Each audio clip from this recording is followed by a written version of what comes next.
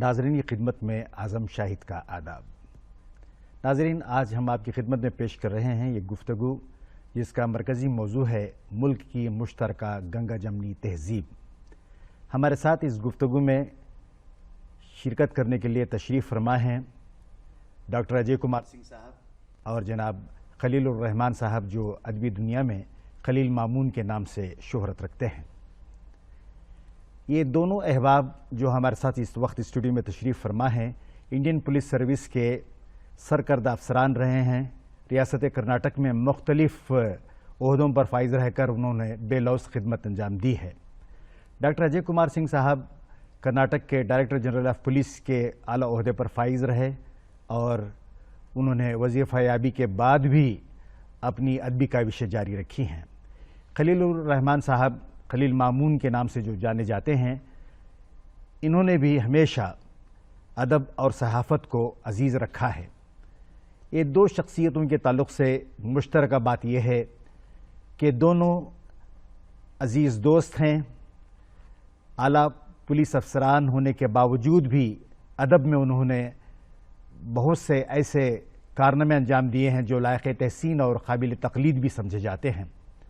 शायरी से इन दोनों को बहुत गहरा लगाव रहा है और मुल्क के मुश्तरका कल्चर को हमेशा इन्होंने अजीज़ रखा।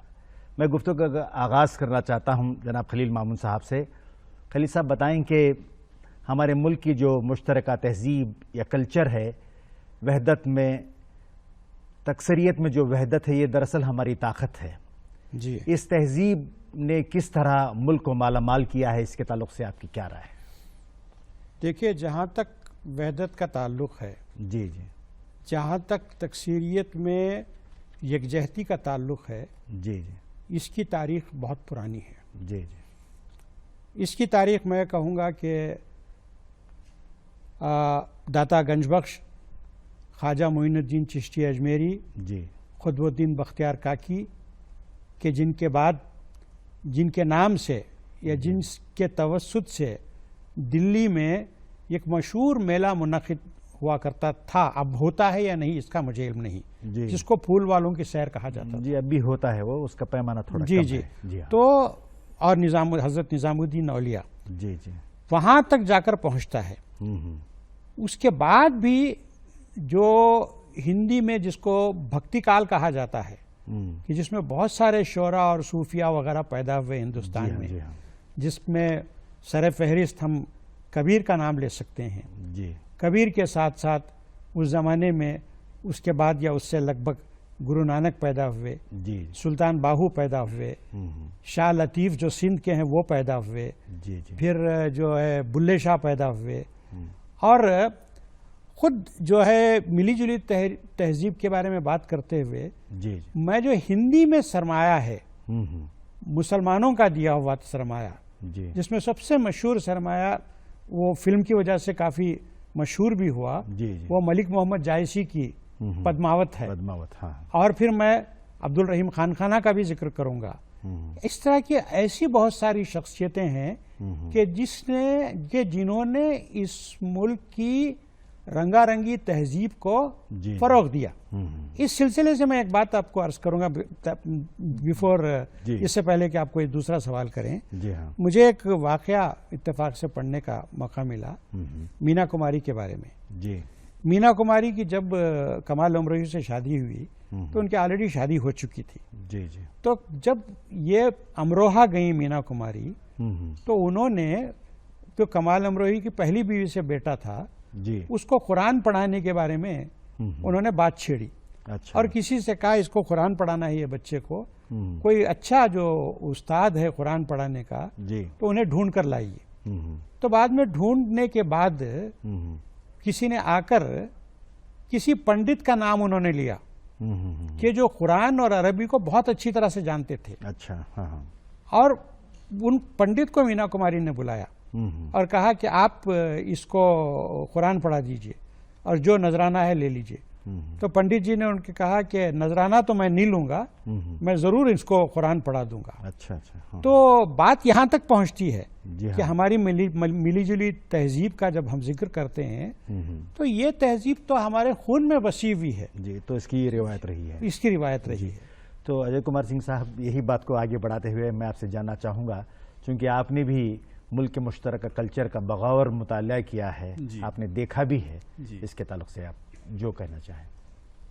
आजकल के हालात को भी ध्यान में रखते हुए जी हाँ, एक दो बात इस बारे में कहना चाहूँगा। जी जी। पहली तो ये कि तवारीख और उसकी हकीकत को झुटलाया नहीं जा सकता है। जी हाँ। तो तवारीख में ये है कि दुनिया भर में हुकूमत जो करती आई हैं वो यहाँ भी हुआ, जी हाँ, ये वहाँ भी हुआ, जी हाँ, लेकिन उसके साथ साथ हमें ज़्यादा ध्यान देने की बात यह है कि ये जो हमारी गंगा जमनी तहजीब है, जी, ये भी एक ऐसी हकीकत है जिसको न तो झुटलाया जा सकता है और न इसको हल्का करके देखा जा सकता है। बिल्कुल।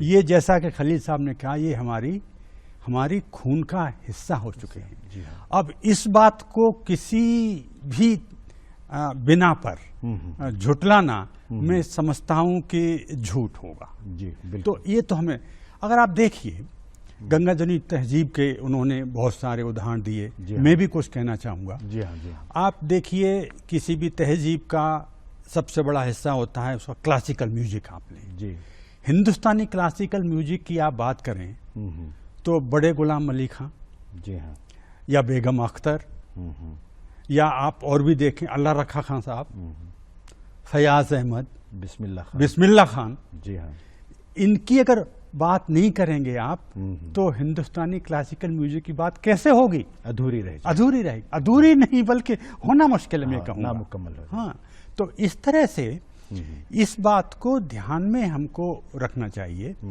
और गंगा जमनी तहजीब का मतलब ही ये है कि इसमें एक कहना चाहिए मल्टीप्लिसिटी है। जी जी, एक ही तरह की चीज नहीं है, करेक्ट, कई चीजें हैं, वो मिलके हम उन सबको तस्लीम करते हैं। फर्क है लेकिन उस फर्क को हम समझते हैं, उसको तस्लीम करते हैं और उसको इस तरह से मैनेज करते हैं। क्योंकि मैनेज करने की बात मैंने यूं कही कि देखने की बात यह है कि आज के ज़माने में, जी जी, आज के वक्त में आप अमन और खुशहाली से कितना कमिटमेंट है आपका? जी, अगर अमन, हमारे हिंदुस्तान में अगर आपको अमन और खुशहाली से कमिटमेंट है तो गंगा जमनी तहजीब से कमिटमेंट होना लाजमी है, लाजमी है। बिल्कुल, ये बात जो है मैं समझता हूँ कि हमको ध्यान में रखना चाहिए और उसी को, इसलिए ये बहुत ही प्रैक्टिकल बात भी है। जी। ये बहुत प्रैक्टिकल जरूरत है हमें, और मुल्क की तहजीब की बुनियाद भी है, बुनियाद भी है और ये प्रैक्टिकल जरूरत भी है आज की। जी, जी। तो इसको बढ़ावा देना बहुत, जितना हम कर सकें बहुत जरूरी है। जी। डॉक्टर अजय कुमार सिंह साहब, चूंकि मैं दूसरी बात यहाँ से आप ही से शुरू करना चाहूँगा जी, कि आप कर्नाटक काडर में रहे, IPS सर्विसेज में, और मसरूफियात आपकी मुलाजिमत की पुलिस की क्या होती है ज़मानत जानता है, इसके बावजूद भी आपने अदबी ज़ौक़ को दिल से लगाए रखा। अपने अदबी ज़ौक़ के बारे में बताएं कि कैसे अदब से आपको लगाव हो रहा है? ये बचपन से ही लगाव था, क्योंकि हमारे घर का माहौल ऐसा था। हमारे जो दादाजी हैं तो उनको अदब से बहुत लगाव था, शौक़ था उन्हें, और उन्होंने हिंदी, अंग्रेजी और उर्दू और संस्कृत, इन 4 भाषाओं की सैकड़ों किताबें और मैगजीन्स हमारे यहाँ थी। अच्छा। तो उनसे आने जो है हम देखते रहते थे। जी, जी, उसको पढ़ते भी थे, जिसका हो सकता है उम्र से पहले बहुत सारी चीजें पढ़ डाली। जी, जी। तो इस तरह से वो फिर हमारे बड़े भाई साहब जो हैं वो लिखते थे, कविताएं लिखते थे हिंदी में बहुत अच्छी। तो इस तरह से ये अपने आप ही अनजाने में ही ये शौक पैदा हुआ और लगाव रहा।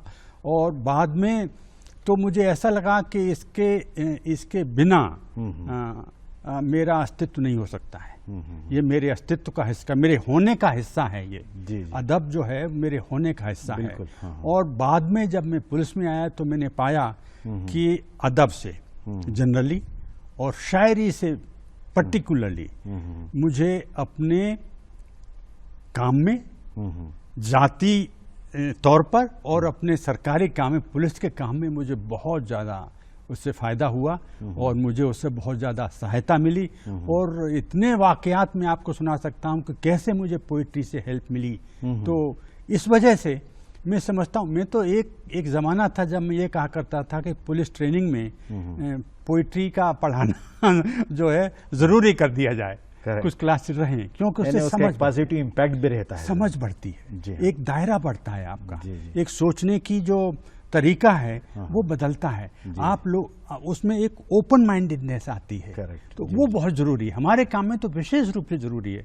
इम्पार्शियलिटी जैसे जिसको आप कहते हैं वो कैसे आएगी जब तक अगर आप दकियानूसी होंगे, आप टनल व्यू होगा आपका, चीज़ों को एक ही तरह से देखने का नजरिया आपका एक ही होगा, तो तकलीफ पैदा करेगा। जी जी। तो इस तरह से कविताएं आप तो मुस्तकिल तौर पर रेगुलरली लिखते आ रहे हैं और अब तक उसके 3 संकलन, 3 मजमुए आ चुके हैं। 2 मेरे खुद के आए हैं, 2 आपके आए हैं और उसमें कई तर्जुमे भी आपने किए हैं जी, अंग्रेजी से हिंदी में किए हैं और कन्नड़ से भी हिंदी में आपने किए हैं। तो मैं खलील साहब आपकी तरफ आता हूँ, ये कि उर्दू अदब में नज़म गो शुरा में आपका एक मकाम है और बरज़गीर में आपको एक मोतबर और खदावर शायर के हिस्से से तस्लीम किया जाता है जी।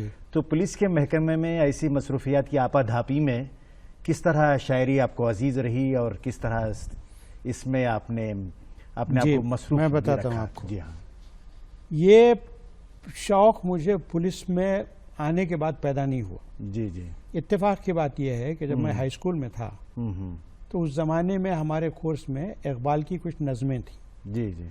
जैसे अपने दिल में झांक कर पाजा सुरागे जिंदगी, तू औरों का नहीं बनता न बन, अपना तो बन। तो ये चीज़ें मुझे बहुत मुतासिर इन चीज़ों ने किया। जब मुझे बहुत कम उम्री में दिल्ली जाने का इत्तेफाक हुआ और रेडियो में काम करने का इत्तेफाक हुआ तो ये शौक़ मेरा बढ़ा। पहले तो तुकबंदी कर लिया करता था मैं, जी जी। तो उसके बाद बाकायदा शमीम करहानी थे हमारे उस्ताद गज़ल में। उसके बाद मैं रिवायती गज़ल को छोड़कर जदीद शेर की, जदीद नज़मों की तरफ आया। जी जी। अब शबखून, आहंग वगैरह इन तमाम चीज़ों में, मेरे सौगात वगैरह में मेरी चीज़ें छपने लगी। तो दिल्ली मैंने 1975 में छोड़ा। उस वक्त तक जी मेरी नज़मों का शोहरा पूरे हिंद पाक में पैदा हो चुका था। इत्तेफाक की बात है, यानी इससे पहले कि आप ये पुलिस सर्विस ज्वाइन करने से पहले। अच्छा। तो मैं बतौर शायर के लोग मुझे पहचानते थे तो पूरे इसमें, तो ये शौक पहले से था मुझे। पुलिस में आने के बाद जो है मेरा मुताला तो नहीं रहा, ये मैं साफ अर्ज कर दूं आपसे कि जो कुछ मेरा मुताला थोड़ा बहुत है वो दिल्ली का मुताला है। अच्छा। मैंने वहाँ अफलातून को पढ़ा, अरस्तू को पढ़ा, बर्ट्रैंड रसल को पढ़ा, बर्ट्रैंड रसल के मजमून का तर्जुमा भी किया, ए फ्री मैन्स वर्शिप जो कि हमारी ज़बान में शाया हुआ। फिर मैंने शिबली नोमानी को पढ़ा, कुरान पढ़ा, गीता भी पढ़ा और बाइबल भी पढ़ी मैंने उस ज़माने में। तो हर तरह की रिलेटिविटी जो इसकी थ्योरी है आइंस्टाइन की वो पढ़ी, साइंस सब अल्लम गल्लम जो भी मिलता था मैं उसको पढ़ता था। खलील साहब, चूँकि आप फ़लसफ़े के स्टूडेंट रहे हैं जी, और तकरीबन आपकी शायरी के 7 मजमुए आ चुके हैं जी। जिस तरह अभी अजय कुमार सिंह साहब ने बताया कि मुलाजिमत की ये जो भाग दौड़ रही, इसमें शायरी ने उनके बोझ को हल्का किया, उन्हें इंस्पायर भी किया। जी, इसके ताल्लुक से आप क्या कहना? देखिए मेरे साथ मामला ये है जी जी कि पुलिस में आने के बाद मैंने लिखा ज़्यादा, पढ़ा कम, ये तो मुझे मानना पड़ती है बात। अच्छा। और मेरा लिखना मेरे लिसानी और मेरे शख्सी तजर्बात से जुड़ी हुई बात है। अच्छा। जी जी। कोई शख्सी तजर्बा हुआ तो मैंने नज़म लिखी, चाहे वो ग़िज़ाल शब के साथ हो या महात्मा गांधी रोड पर हो, जी जी, या शायरी मत करो हो, कोई भी मेरी नज़म उठा के ले लीजिए, उसके पीछे जी ये कहानी है, ये किस्सा है, एक तजर्बा है जिसको के लफ्ज़ों में बयान किया गया है। जी। तो ये कहाँ से आया, कहाँ से गया, इसका मुझे इल्म नहीं, लेकिन मैं आपको यकीन से बताऊं, पुलिस की नौकरी ने मुझे मुतलक इस बात से ममनू नहीं किया कभी ऐसा नहीं हुआ कि नौकरी के सबब मैंने कोई चीज़ ना लिखी हो। जी जी जी। नौकरी में जो तजर्बात आए उस तजर्बात को, जो ज़ाती ज़िंदगी में है वो तजर्बात को लेके मैंने लिखा। इधर उधर थोड़ा बहुत पढ़ भी लिया करता था। जी। ऐसा नहीं कि मैं टोटली नहीं, यानी मुतलक जाहिल बन गया था। तो जाहिल तो नहीं था, लेकिन थोड़ा बहुत मगर मुलाजिमत कभी रुकावट नहीं बनी। देखिए जी जी, जो ये शख्स कहता है कि मुलाजिमत या कोई भी काम किसी चीज में रुकावट बनती है, जी जी, वो गलत कहता है। क्योंकि किसी भी चीज को लिखने के लिए, जहां तक मेरे जात का ताल्लुक है, एक नज़म लिखने के लिए मुझे आधा घंटा, 45 मिनट्स, 1 घंटा, जी जी, इससे ज्यादा का वक्त मैंने सर्फ नहीं किया। जी हाँ। जब दिल में आया, रात के 3 बजे आया वो लिख दिया, 4 बजे आया वो लिख दिया, सुबह में आया वो लिख दिया। इसलिए मेरे लिखने के प्रोसेस में और मेरे काम के प्रोसेस में कभी तजाद की गुंजाइश नहीं रही है। बहुत बेहतर। अजय कुमार सिंह साहब, मैं आपसे अब ये जानना चाहूँगा कि आप दोनों अहबाब जिम्मेदार और काबिल और फ़र्ज़ शनास अफसर रहे हैं, और ऐसे अफसरों का योगदान, कंट्रीब्यूशन जो है समाज में स्थिरता, स्टेबिलिटी और इस्तेहकाम बरकरार रखने के लिए ज़रूरी भी होता है। एक ज़िम्मेदार ब्यूरोक्रेसी के अलावा भी अदब या साहित्य का भी उतना ही अहम रोल रहता है कि समाज में शांति रहे, अमन रहे, भाईचारा रहे, हारमोनी रहे। जी, इसके बारे में आप क्या कहते हैं? बहुत मैं इसको मानता हूँ, क्योंकि जी जी, सोसाइटी में अमन रहे, जी, मुल्क में अमन रहे, ये इस बात पे भी डिपेंड करता है कि लोगों की सोच क्या है। जी, और लोगों की सोच कैसे बनती है। मैं ये नहीं मानता कि लोगों की सोच केवल पॉलिटिकल लीडर्स ही बना सकते हैं या केवल जो है रिलीजियस लीडर्स ही बना सकते हैं। वो बनाते हैं, हो सकता है आजकल उनका इन्फ्लुएंस कुछ ज़्यादा हो सकता है, लेकिन मैं अब भी यही मानता हूँ, और पहले तो ज़्यादा मानता था कि ये जो अदब है, पढ़ने से, और पढ़ने का मतलब ऐसा नहीं कि जो बड़ी बड़ी किताबें पढ़ रहे हों, फिलोसफी किताब, फलसफा पढ़ रहे हों, वो उसी को पढ़ना कहा जाए। जो बातें होती हैं तो उनसे लोगों की सोच बनती है। जो हम आपस में बात करते हैं, घर में जो बात करते हैं, जी हाँ, जो ड्राइंग रूम में बात होती है, ड्राइंग रूम उनके पास नहीं है, उनके घर में भी बातें होती हैं। वो बातें किस तरह की बातें होती हैं, वो अदब से डायरेक्टली या इनडायरेक्टली उस चीज़ को इन्फ्लुएंस करता है अदब उसको, और उसी से मैं समझता हूँ कि सोसाइटी कैसी हो ये बनती है। तो इसलिए मैं तो समझता हूँ कि रोल उसका बहुत अहम रोल है और रहना चाहिए, और इसलिए ये काम चलते रहना चाहिए। जी जी। कभी कभी हमको मायूसी हो सकती है कि ये नहीं हो रहा है, जी जी, अदब की मार्फत जो काम होना चाहिए वो नहीं हो रहा है, हमको मायूसी हो सकती है। जी जी। लेकिन ये काम जारी रहना चाहिए, बल्कि और भी जोशो खरोश से होना इसका बिल्कुल ज़रूरी है, ये मैं मानता हूँ। जी बिल्कुल। खलील साहब, आप क्या कहना चाहेंगे कि अदब के ज़रिए अमन और इस्तेहकाम के फ़रोग़ के लिए इसका क्या रोल रहता है? देखिए, इस अदब का रोल जी जी समाज और किसी भी मौजूदा निज़ाम में, यानी एग्जिस्टिंग ऑर्डर में, जी जी, उसका रोल बहुत ही गैर इरादी या ये कहिए कि डायरेक्ट नहीं, इनडायरेक्ट असर उसका सोसाइटी पर होता है। वो सोसाइटी पर असर कैसे होता है कि अगर मैंने बिलफर्ज मैंने मंटो को पढ़ा है, मंटो की तमाम कहानियां जो हैं तकसीम और फसादात पर हैं। जी जी। तो तकसीम और फसादात पर उसकी कहानियां पढ़ने के बाद जो कोई आदमी पढ़ेगा उसको, जी हाँ, तो उसके जहन में एक तस्वीर उभरती है। जैसे हमारी तारीख में जी मीर के अशार, मीर के दीनों मजहब को क्या पूछते हो, उनने तो कभी खशका खींचा देर में बैठा, कब का तर्क इस्लाम किया।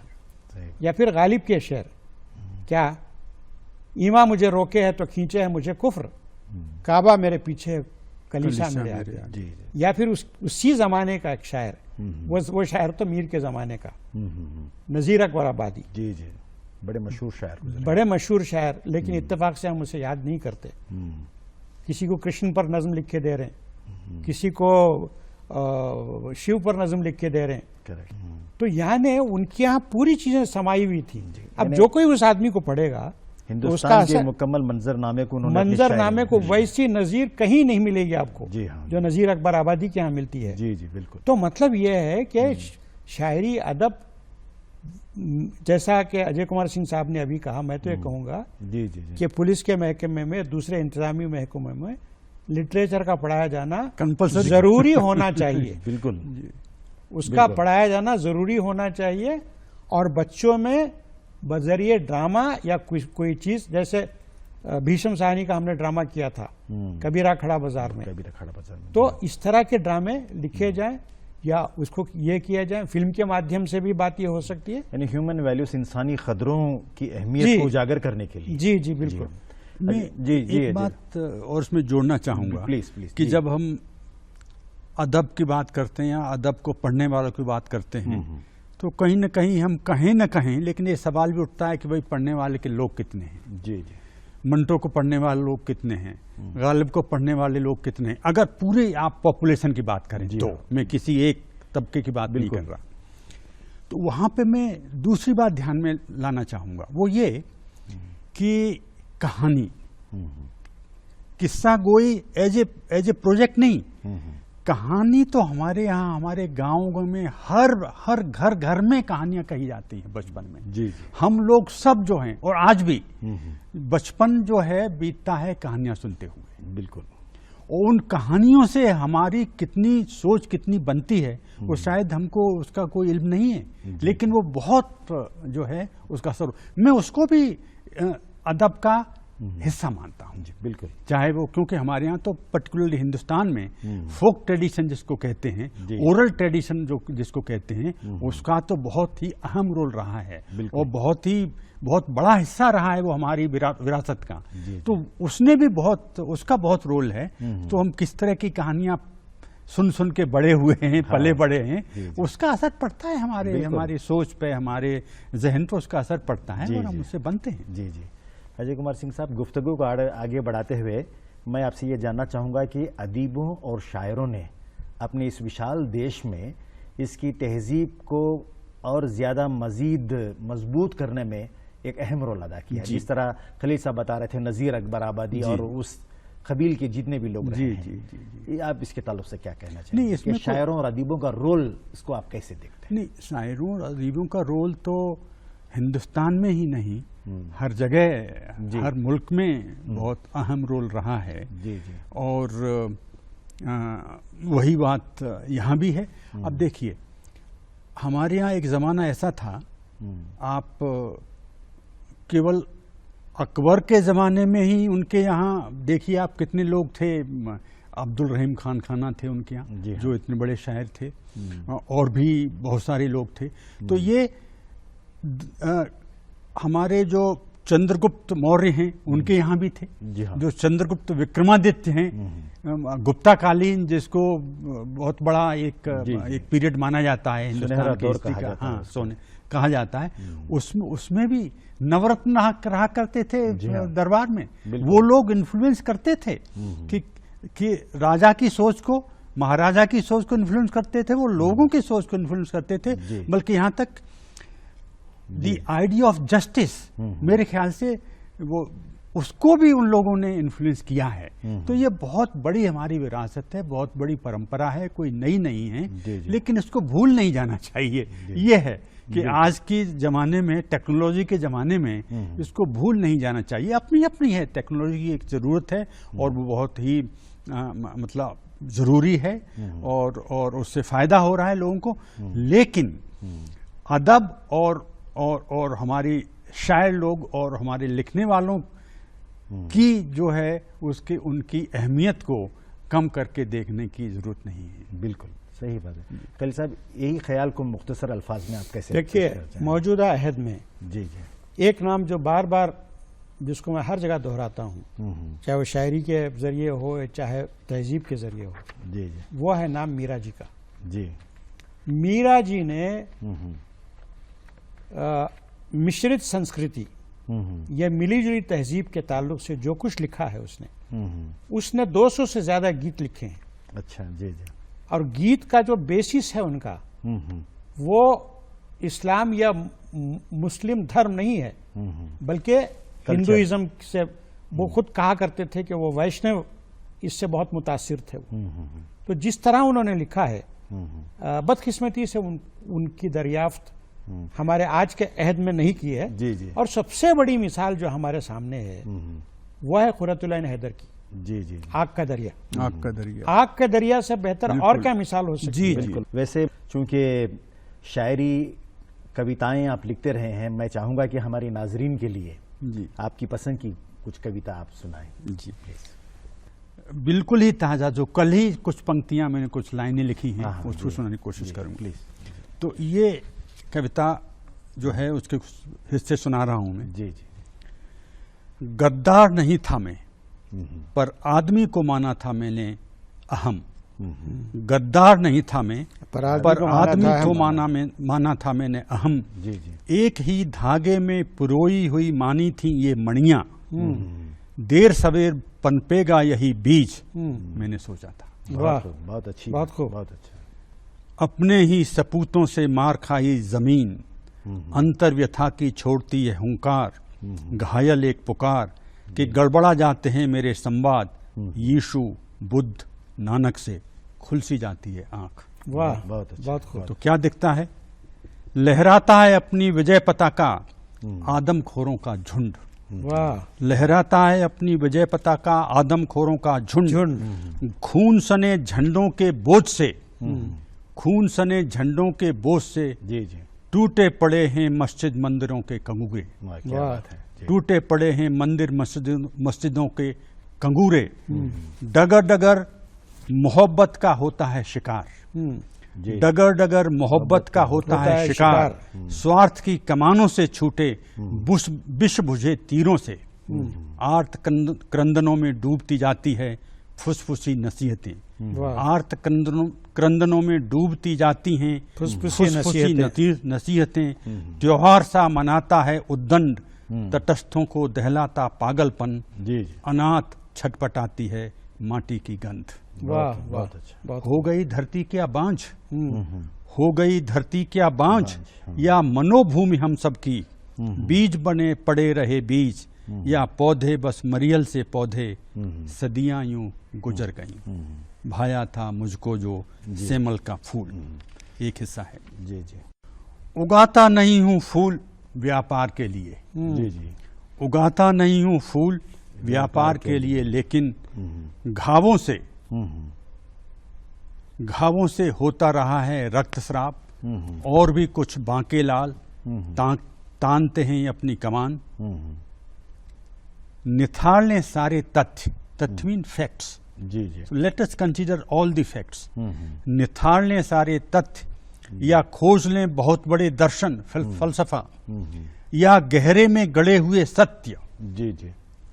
या जानी पहचानी सबकी सीधी साची, सीधी सच्ची, धूल भरी खटमिट्ठी छोटी छोटी सी बातें बेलाग और कह डालें। जी जी। निरागोड़ धरती करें बेहतर तैयार। जी जी जी। खलील साहब, वैसे आपने नज़में, गज़लें और तकरीबन आपके 7 मजमूए मंज़राम पर आ चुके हैं कि एक नज़्म इनायत करें। हिमालय की चमकती हुई चोटियों से, हिमालय की चमकती हुई चोटियों से, जी जी। रूई के नन्हे से गालों की मानिंद, नर्म रेशम सा ज्ञान हरियाले रास्तों पर अभी गिर रहा है। अच्छा, बहुत अच्छा। हिमालय की चमकती हुई चोटियों से, रूई के नन्हे से गालों की मानिंद, नर्म रेशम सा ज्ञान हरियाले रास्तों पर अभी गिर रहा है। जी जी। वादियों में रवां हैं नीले नीले शफाफ दरिया, जी जी। प्यासी जमीनों को सैराब करते हुए। बहुत अच्छे। जी। गुंजान आबादियों के ऊंचे ऊंचे मीनारों से अभी गूंजती है मीठी मीठी अज़ां। जी। गिरजों से निकली सदाएं हर सिमत में फैलती हैं। जी जी। मंदिरों के कलश से घंटियों की मधुर आवाजें नीली नीली फजाओं में वाह ऊषा के रथ पे सवार उड़ रही हैं। ऊषा के रथ पे सवार उड़ रही हैं, साथ अपने लिए एक निराली सी शान। अपनी आंखों के उमड़ते हुए प्यार को, जी जी, अपनी आंखों के उमड़ते हुए प्यार को भाषाओं की नाकारा तफरीक की कब जरूरत है। जी जी, सही बात। अपने आंखों के उमड़ते हुए प्यार को भाषाओं की नाकारा तफरीक की कब जरूरत है। बुलाती हैं हमको मज़ारों के ताज़ा फूलों की महकती हुई हड्डियां। जी जी, बुलाती हैं हमको मज़ारों के ताज़ा फूलों की महकती हुई हड्डियां, गंगा में बहती हुई खुशनुमा अस्थियां। जी जी, गंगा में बहती हुई खुशनुमा अस्थियां ज़माने के इस शोर में भी कहीं आकाश से हमें मिल रहे हैं सुरतान। हमारे गीतों के बजरे सतरंगी कौसे खुजा के घोड़ों पे बहते हुए पार कर रहे हैं। जी जी, पार कर रहे हैं बुर्राख की तरह दूधिया कहकशां। इस टड्डी दल के हमले में, जी जी, इस टड्डी दल के हमले में महामारी में भी, हर लहजा हाहाकारी में भी जी जी, हाथ में हाथ थामे चल रहे हैं मानी जानिबे मंजिले बेनिशां। बहुत खूब। जानिबे चल रहे हैं जानिबे मंजिले में बेनिशां, यहाँ गंगे जल की तरह से पवित्र। जी, यहाँ गंगा जल की तरह से पवित्र, जी, जमजम की मानिंद मुकद्दस हर एक आंसू मुंतजिर है हमारा। जी, हाथ अपने पसारे। बहुत बहुत बहुत, हाथ अपने पसारे। बहुत खूब। नाजरीन, वैसे ये दो अहबाब अदब के भी इतने ही ज़्यादा महान शख्सियतें हैं जिनके ताल्लुक़ से बहुत से ऐसे मौज़ूआत रह गए हैं जिन पर बात हो सकती थी। फिर आइंदा किसी प्रोग्राम में इस पर हम गुफ्तगू जारी रखेंगे। मैं बेंगलुरु दूरदर्शन की जानिब से हमारे शुरका डॉक्टर अजय कुमार सिंह साहब और जनाब खलील मामून साहब का दिल की गहराइयों से शुक्रगुजार हूँ। शुक्रिया।